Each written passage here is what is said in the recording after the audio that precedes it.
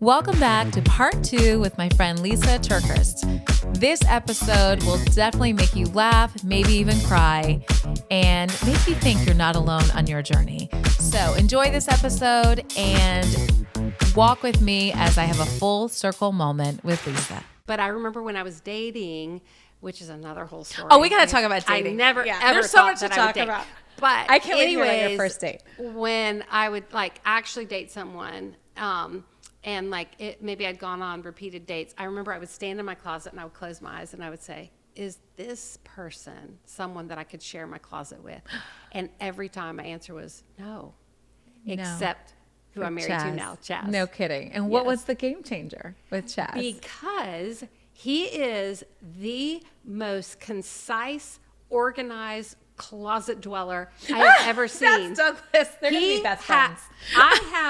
I would rather buy a bunch of stuff on Amazon and less expensive stuff, have a few nice pieces, but I would rather have lots of options. Yes. Nope. He wants a capsule wardrobe. Yes. I take up all of this and he takes up this much. Wait, is he even in that closet? He's in there? Did you even notice? I didn't even notice. But here's how you can figure out his things. Why could you share the closet? All his stuff is hung on wooden hangers. Wooden hangers. Who hangs their stuff on wooden hangers?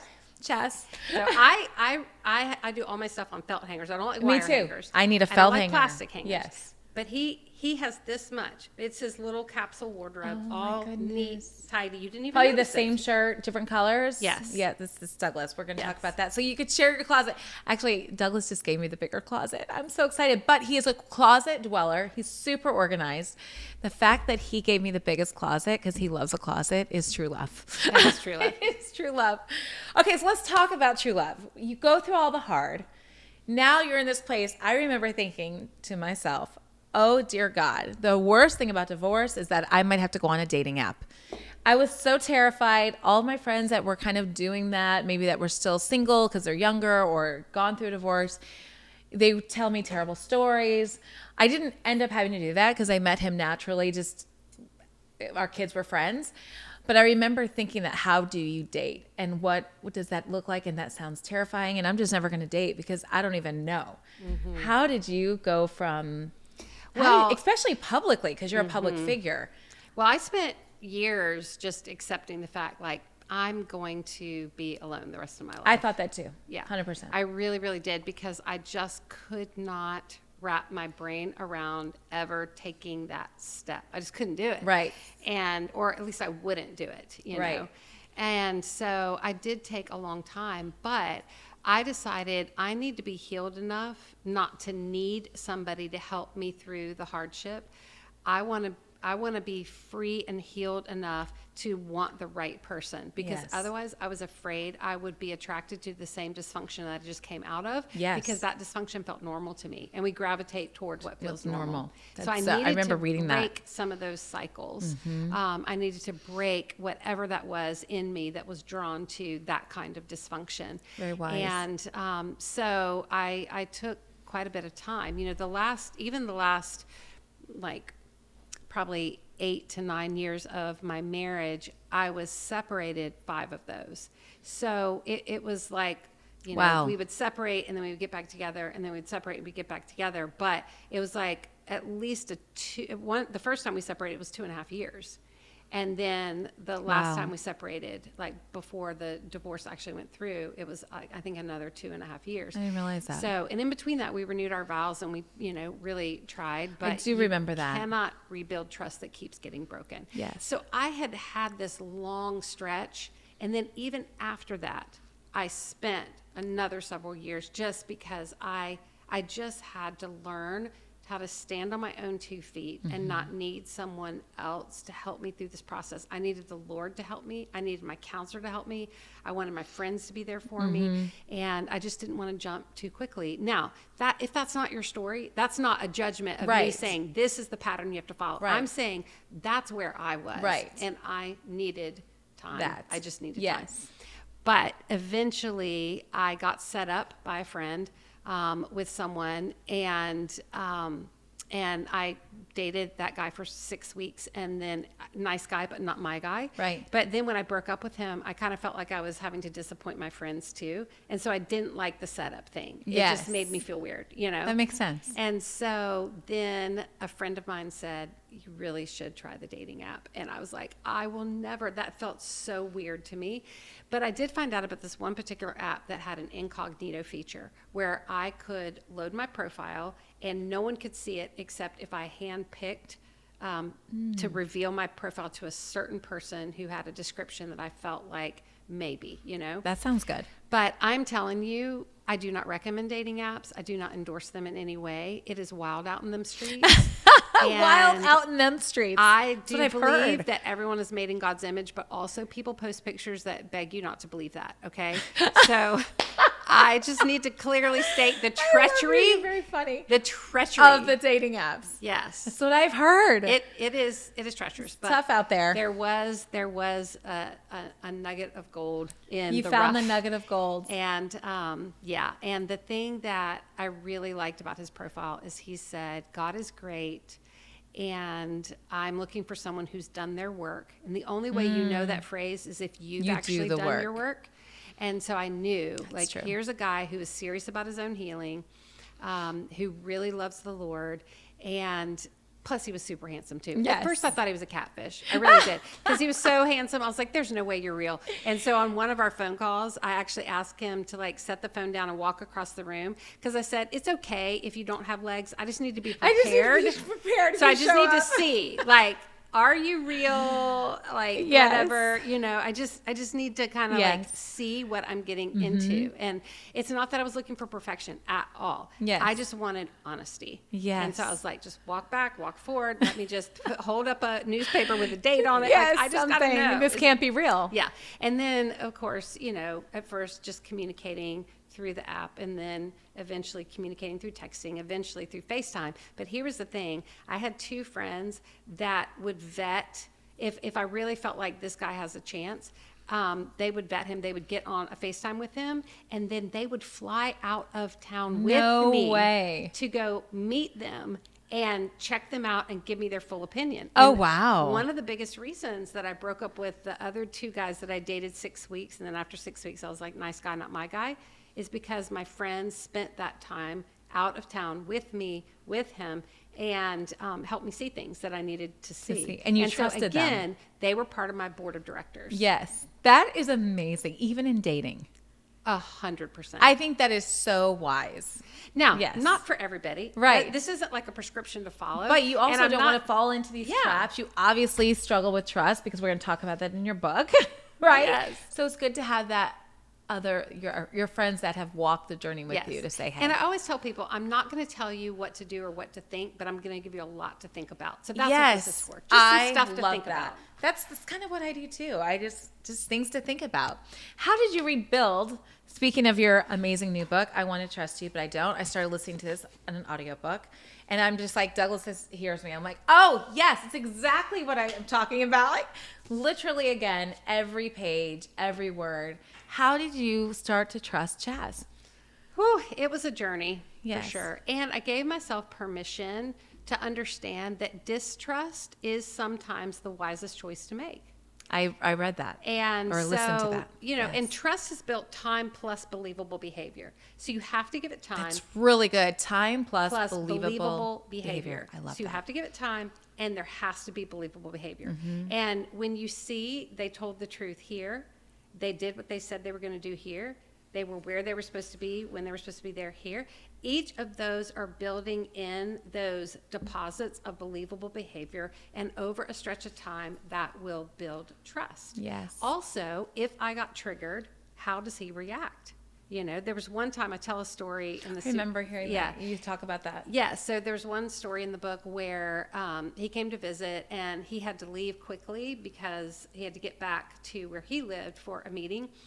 And there was something about that quick goodbye in the parking lot and him wheeling his suitcase away that gave me a flash. That was something my ex-husband did, and it meant danger. And I was like, oh my gosh. Like, as soon as I saw Chaz do that, he wasn't doing anything wrong, but it was too close to a scenario where it meant something was very wrong with my ex. And so his reaction to that told me a lot. It gave a lot of deposits of trust. Pay attention to that too. His reaction when I just said, I am just feeling triggered because of something from my past, seeing you go like too quickly and wheeling your suitcase away from me. You didn't do anything wrong in that. Also, it's just too close to a memory that I have that meant everything was wrong. Wow. And he said to me, what do you need? Do you need me to turn around and come back? Because I can do that. Do you need me to give you the password to my phone, to my email? What do you need? Do you need us to like sit down and talk about this? Do you need to process by yourself? Do you need to process with me? And his reaction, and he was kind of like, of course. After all that you've been through, yes, of course you would feel this way. And because his reaction was that, and not, seriously, I've never given you any reason to not trust me, you know? His reaction was so kind, so loving, opposite of what and you would so attentive to me. It again built trust. So trust is a fragile thing, you know? It is. And it is something that's not taken lightly, but trust is the oxygen of all human relationships. If you starve a relationship of trust, it will, not only will it not be vibrant, but you could potentially starve it to death. So trust is crucial. It is crucial. There's a quote that I remember. It's part of my journey was I didn't trust, and even when I started dating Douglas, he knew that, and so he was super patient, and super aware of my trust issues. And you've mentioned saying that trust issues, that you put it on yourself in your latest book, but I always felt like I had trust issues, and it was just the trauma. But there was a quote that always in my dating and in any time in a business transaction, that patience is the weapon that forces deceit to unveil itself. And say that one more time. Patience is the weapon that forces deceit to reveal itself. So by having patience, by him being patient, if there was any deceit, it would reveal itself. And I didn't want to be that person that was like, well, I don't trust you, but I didn't trust anybody. I didn't trust my parents. I didn't trust my ex-husband. I mean, I trusted my kids, and that's the only place I felt safe. But I didn't trust business, people aligned in business. I just didn't trust. So patience was the weapon that I used that forced deception, or my thought that there would be deception, to reveal itself. And I was like, you know what? This is the most consistent person. He shows up every time. Anytime I react or I'm triggered by if I would say something, he goes, that's your ex. That's not me. Like, what do you need from me? Like, I would never put that on you. Or I'd always take blame for things. I'm like, oh, I'm sorry, I should have. He's like, why are you apologizing? And I'm like, that's what I'm used to. I'm used to taking the blame for everything. I did the same thing. And he has to correct me. And sometimes I don't even see it still. And something happened in the move. And he's like, why are you owning that? Like, that's not you. He's like, that's. So it's just interesting. Trust it takes time. And I think a lot of people need to take the time to trust again. And it's okay, especially if you've had trauma. That's right. And still being married, things pop up that I don't even realize, and he'll even see it. And I'm like, oh, that's just stuff that I still have to handle. And I have to remember that that's not healthy, Right. It's just, this book is very powerful. What caused you to write it? Was it your new relationship and working through the trust? I felt like, so if you look at my past several books, so Uninvited was on rejection, and I wrote that book before I even knew that my ex-husband was being unfaithful, but I must have been feeling rejected because it was just a passion project. Like, I had to write about rejection. It seems like your books are your stories and chapters of your life. So I wrote about Uninvited. That was about rejection. And then It's Not Supposed to Be This Way was about absolute life disappointment, where life just does not look like you thought it would. And powerful that book. Feeling of it's not supposed to be this way. Then after that, Forgiving What You Can't Forget. Yes. And that book obviously is unveiling what the Bible actually says about forgiveness, so that we don't, again, weaponize things like forgive and forget. That's not actually in the Bible. No. And then Good Boundaries and Goodbyes. Wrote that book because I absolutely really stink. powerful. I stink at boundaries. Horrible. And I don't even know what's the boundary. Yes.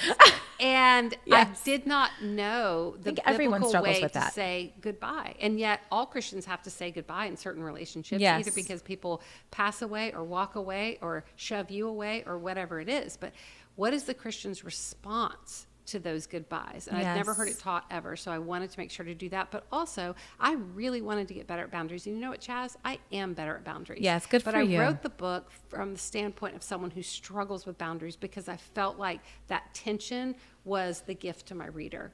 Yes. I get it, how hard Yes. this is, and yet it is possible. And then It's a powerful right behind book. good boundaries and goodbyes, I want to trust you, but I don't. And so really, when you take a step back, this was just the next logical place of healing that I needed to walk through. Mm-hmm. And so it became, and that's, I write about what I struggle with. So it became like the next several years work, because it was part of my journey. And Yes. I know how important trust is.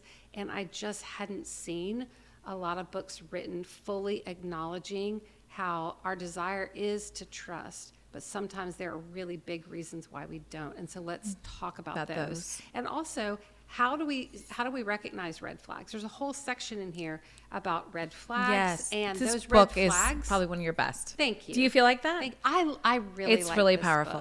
book. But Yes. the red flags can turn into roots of distrust in our relationships if we don't tend well to them. Mm-hmm. And the number one killer of relationships are simmering resentments, which are those roots of distrust. So I feel like it's going to help people not only who are in a new relationship like you and I walked through after Right. our divorce, or they're in an existing relationship and they just want it to be better. And so it Yes. really helps both. Yes. I think trust, whether it's with in a relationship, but also I think a lot of trust issues has happened between God and man. Mm-hmm. And you mentioned that in this book as well, where you're just like, God, hello, do you see me? I mean, this is happening. This is happening. I've got more pots on fire, and you're like, I want to trust you even to God, but That's I don't. right. And I have a lot of women saying, it looks great in your life, but it's not happening in my life. And I don't know this God you speak about because I don't really trust him like you trust him. But I also like to remind people, well, there was a lot of bad. Whoops, there I go, getting handsy with the microphone. There was a lot of bad, and you're seeing really good right now, but like I trusted him in the fires. We trusted him in the storms. Mm-hmm. We trusted him when our world was falling apart. But there were times, I will say, that I was like, I don't even want to go to church right now. I don't want to like do a devotional right now. I just want to like close my eyes and take a long nap. And I can't. Right. There was a disconnect for a moment. Mm-hmm. Did you ever walk through that? Absolutely. And to that, I want to say, of course, It's Chaz, okay. Of course, that happened, Yes. right? Because I wrote in there 2 very intentional chapters. One is called Trusting God when we don't understand what he allows, and then trusting God when it feels like the people who hurt us got away with it. That is huge. You mentioned that. That's hard for my kids. My kids struggle. Yep. And they're like, I feel like no one knows what we went through, but it's like he just gets away with it, and they feel like there's an injustice. Yeah. And they're like, God, do you see that was a real pain for them. They've all kind of realigned with God, but there was a time when they were like, I don't know if this is real because this is happening to us. Yeah. And they've had to walk their journey as young adults, and they've all gone back, thankfully. But there was a time where they disconnected too. I don't know, fully disconnected, but they were like, nobody knows what we're going through, and why aren't you exposing? Right. Why aren't you? Is that what you're talking about in that? Yes, exactly. And here's what I will say, just briefly. There's so much we There's could talk so about. much. We'll just have to. You're going to come to Atlanta. I We're know, doing a we part are. 2. We are. We're doing a girls' week. Yes, girl weekend. Yes. But with that, I will say God will not be mocked. And Yes. if you give it some time, Yes. the devil always overplays his hand. And Yes. eventually, either people will see or they will experience the deception coming from the other person for themselves. And if you just give it enough time, people will reveal who they are. This is so true. And so God will not be mocked. And also, sin always comes as a package deal. There's some pleasure to the sin. Otherwise, people wouldn't participate in it, right? Right. But it comes as a package deal. There is also consequences for that sin built into the sin. The minute that person sins against you, they have unleashed some consequences into their life. Wow. And maybe you don't see it right away, and maybe they don't even feel it right away. But you cannot escape the consequences of sin. God. It is Or built sin. in, You cannot do that. And so It's so I just true. know, as years have passed, and at first it looked like, man, he's gotten away with everything. Yes. And even people were like believing the best about him and the worst about me in Yes. some situations. Not very many. Right, but some. And man, that was so, so, so hurtful. But I think now it's pretty crystal clear. Yes. As the years have gone on, they see where I'm at in life and they see a different scenario Yes. on the other side. Yes. And Yes. I think it's pretty crystal clear. Crystal clear. I mean, I could talk to you all day. I know we're at an hour. I have some girl questions to ask. I think this is amazing and heavy. But just for fun. Okay, let's do fun. You get through, you get married, the love of your life. He's in your home. You're celebrating holidays. What do the holidays look like for you? We've got a Christmas tree behind us. Chaz. I mean, I know your room's full of gifts and you got to start wrapping or get a wrapping fairy or something. But what's it going to look like in like 5 days? Okay. Christmas is my most favorite time of the year. Yes. Okay. I'm so glad we're doing this at Christmas, by the way. I am so into sentimental traditions. Yes. Okay. And my kids are too. Now, let me just caveat this. By the way, walking out around your house, completely sentimental. Don't mean to interrupt you, but this woman is so intentional, not only in her writing, but every nook and cranny is completely intentional. And as a designer, but not very many Chauncey's. No, I don't it's like perfection sitting around. No, like, it's perfection. So it's limited, but yes. the things that you do see, yes, great intentionality. Intentionality. Okay, go ahead. I love Christmas. I love it so much. I really do. I love celebrating the birth of Jesus. Every year we give a gift from our heart to Jesus, and that is one of my most special things. It's like, okay, Lord, this is what I'm working on this year, and this is my gift to you. I love and then, that. Of course, at the new year, we may do our word for the year, but the gift from our heart to Jesus is really important, and we do that on Christmas morning. We all go around and we share our gift, and it's just a very special thing.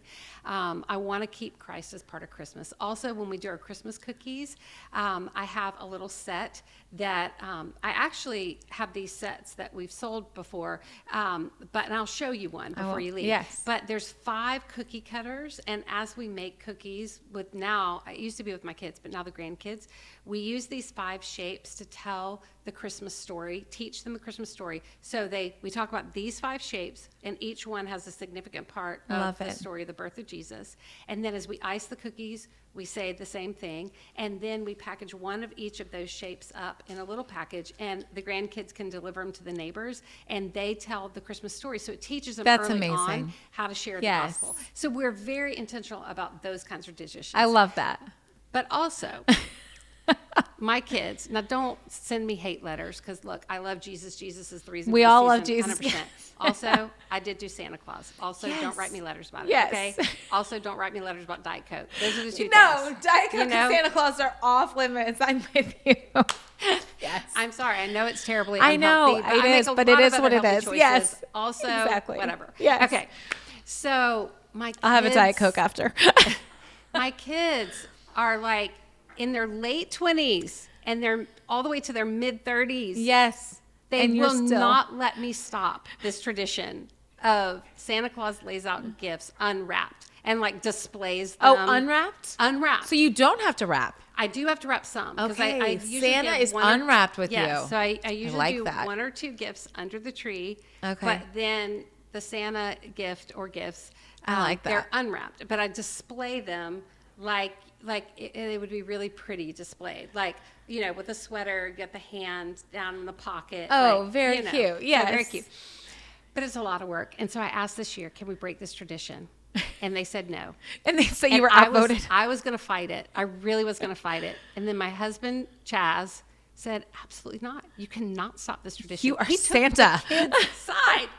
So now I'm still going to be out displaying all these gifts. Oh, my goodness. All throughout the house. Is it like they all go around? No, it's all in so it might be like all down the dining room table or in the living room. Where do you do your Christmas morning? So we'll do our Christmas breakfast at the table, and then in the den is where all the gifts are displayed. Love it. So whatever. It's just a hilarious thing. But my favorite thing, this is a new tradition we started like 5 or 6 years ago as the kids got older. I do my mom's favorite things Christmas gift exchange. And so I buy some things that are my favorite things that I've discovered over the year. I wrap them up, And then we do draw numbers, and number 1 gets the ultimate gift because they get the last pick. You know, they pick the first gift, and then they get to steal whatever gift. So it's that same great tradition. stealing gift, but I bring all of the prizes. So, and the gifts range. Well, this is a lot of work. No wonder. This is a lot. But it's so fun. Okay. So the It's a great gifts may tradition. range from like a pack of Band-Aids that I just discovered this year that I love or whatever. Yes. All the way to like a designer purse. So it's quite the Oh, gamut. that is. There's always 2 mystery gifts. So you don't know whether the mystery gift is like a $10 bill or a trip to New York. Yes. Unbelievable. See what I'm saying? Oh It's so, my goodness. so I fun. want to be here Christmas morning. And so you can scale it however you Yes. want. I like to do the trips because they're basically free for me because I have Yes. a lot of airline points and that, you know, so Yes. I can finagle where it's So not it's like super a couple tickets or a ticket Yeah. to New York. Yeah, like 2 plane tickets to New York, whatever. Totally free to me. But Amazing. But really great for them, right? Fantastic. So, but if you get a mystery gift, then like if you get the pack of Band-Aids and you have a good attitude about it, then that, Only with a good attitude. yes. If you have a bad attitude, that's all you get are the Band-Aids. Yes. But if you have a good attitude, you're the one that got wound up with the Band-Aids or whatever. I set up some kind of a game. And so last year I set up little cups. And inside the cups, I'd written dollar amounts. And the dollar amounts from like $1 to like $200, you know. So you take a little ping pong ball and you get to bounce it, and whatever cup it lands into, you get the Band-Aids plus maybe a $20 bill. Or That's maybe, awesome. Or maybe you get the $200, you know, whatever. Okay. So many but surprises. It's so fun. It's so fun. Those are some of our most fun things that we do. Okay, what is your love language? You know, I think they're all of them. I really like Because you are all a of them. giver. And there's so much I feel like I like words of encouragement. I like which quality you're also time. that, I words. like to give gifts. It's okay if I receive gifts too. I wouldn't say that's necessarily my love language, although I like gifts too. So I don't know. I think all yes. of them. I always say that too. I feel like all of them as well. All of them. Yes. I know. You see that. I mean, walking through this house, you just see you. It's just love. It's your love of family. It's your faith. It's the bunk room for the grandchildren. It's your love of your grandchildren. It's the love with your husband in the bedroom. It's so beautiful. As a designer walking through here, yes, you have amazing finishes. You have an amazing aesthetic, but you just see such an intentionality. And this is what I think people miss in designing their homes is this, the intentionality to detail, to thoughtfulness about the people that come into this home, the way you want to see Christmas morning. I feel like I design rooms for Christmas morning, and I design rooms for waking up and having coffee in the morning. And I feel like that's how you did this. And I think you could be a Yeah. designer for real. Oh, well, you are. You're so sweet. That's not your occupation, It's but not you my definitely occupation. are. And you're girls. But I also, I encourage people to let your home tell the story of you and your family. Yes. And I think it's beautiful when you walk into a home and it's aesthetically pleasing, but I think it's really beautiful when it tells the story of the family that lives there. Yes. And so there were just little things that I did that I wanted to be able, as I walked you around today and told you about some things, I was telling the story of our family. You were telling the story, know. the music in every bathroom. Can I share this? Yes, yes. In every bathroom, whether it's on the floor or in the shower, in the marble, in the Tile finish, or the tile, whatever, yeah. there's a song quote. And I'm like, oh, that's Justin Bieber. Oh, and it's just, you had your kids, grown children, pick some of the songs that they like for their Yes, bedroom. Yeah. So the bathroom where people would change to put on their bathing suit to go out to the pool, the lyric is picture perfect. You don't need no filter. And so it's just a reminder, to remember, like, you are beautiful. Just Even the in way that you bathing are, suit. Yes, just the way you are. Yeah. And then in the grandkids' bathroom, it's, and I think to myself, what a wonderful world. I feel like you've really created a wonderful world. And I feel like you are in a place that I feel the same. I feel like I've read these books. I've watched you. You've been ahead of me probably 2 years, 3 years. But I see 2 women sitting here today, like living healthy, full lives. And there was something you said, and I want to trust you, but I don't, in this book that really touched me. And I even shared it on my Instagram this morning in my in something I wrote. But I ended it with, healing is living. Mm-hmm. And I could cry because I feel like there's no better way. I don't know how to describe today being so full and happy, and I haven't felt this in so long, but it's putting the work in. And healing is living, and we are living. We are just living. living our best life, surrounded by our family, the people we've poured into, the people that we invested in, even in the dark, hard times. We made sure they were okay. We made sure we were okay. And we put the work in. And it's two women that fought for that. And I think it's a beautiful thing to sit here with my friend, but also a woman of courage that went through it and gave other women like me hope that I could go through it. If I hadn't read those words, honestly, they were words of life in that time. I will never forget it. I remember the pajamas I was in. I didn't know that there was anyone else, because you think it's the worst when you're in it. You're like, but no one knows this is the worst. But then there's someone else walking that's in the worst. And to be a champion for women, you've created Haven outside of your front door. We'll end with that. Can you share a little bit about Haven? Because I feel like you've created such a haven. It's the perfect word.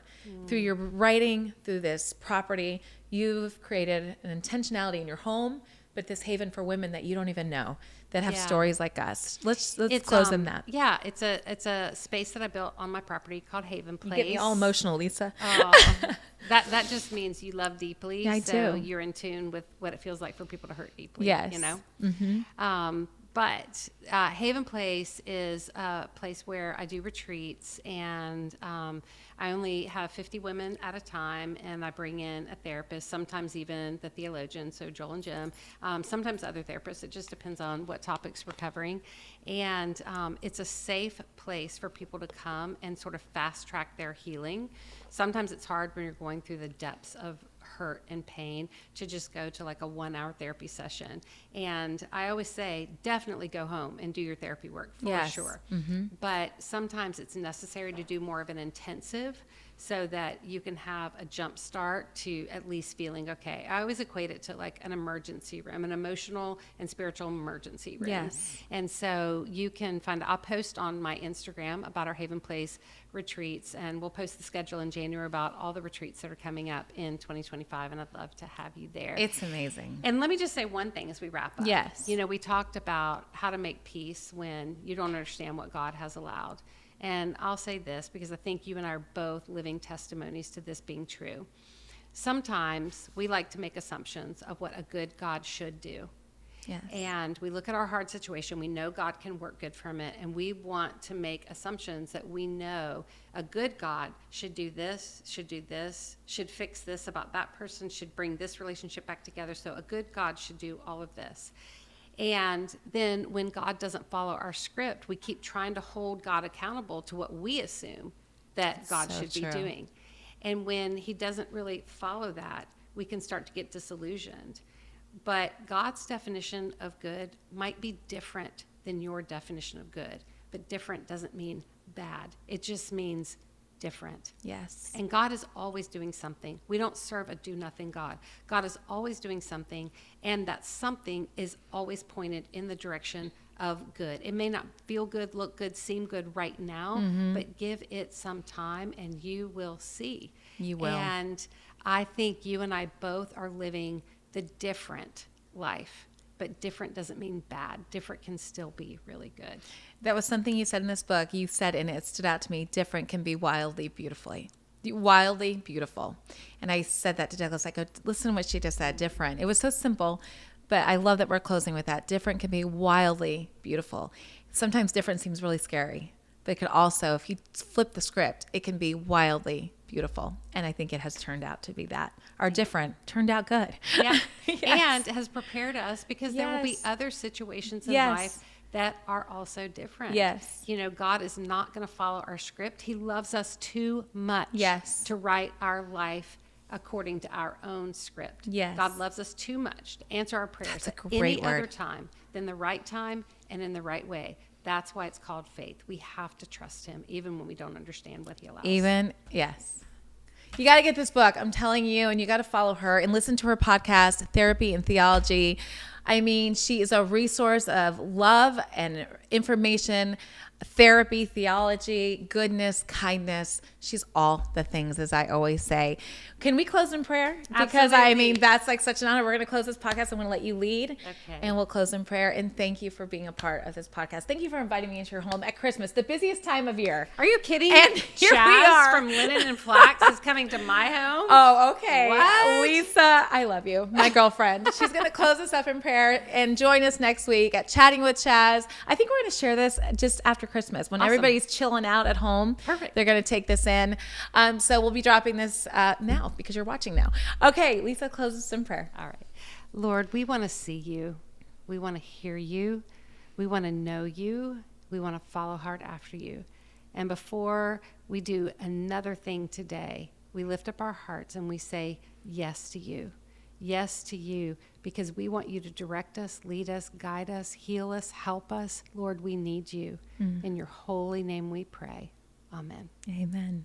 Thank you, Lysa. All right, y'all. We'll see you next week.